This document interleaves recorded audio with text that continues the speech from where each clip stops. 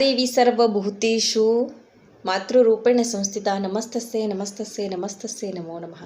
तर स्वागत आहे तुमचं माझ्या चॅनलमध्ये स्वामी समर्थ वाणी। आणि आज मी तुमच्यासाठी घेऊन आलेली आहे एक नवीन व्हिडिओ एका नवीन विषयासोबत।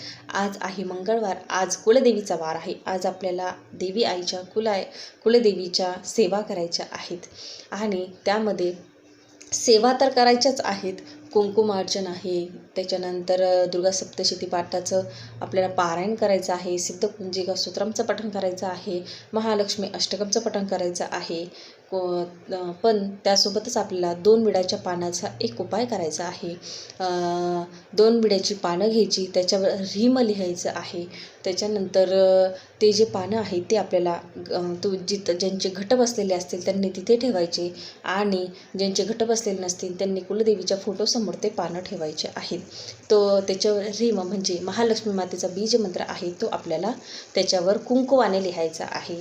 पाण्याचा जो फ्रंट साईड असते दोघं पानांच्या याच्यावर रीम कुंकुवाने लिहायचं, दोघं पानं एकमेकांवर ठेवायची आणि ते पानं आपल्याला देवीसमोर ठेवायचे आहेत पूर्ण नवरात्रभर। आणि जेव्हा तुम्ही ते पूजा विसर्जित करणार त्यावेळेस त्यासोबत ते पानं तुम्हाला विसर्जन करायचे आहेत।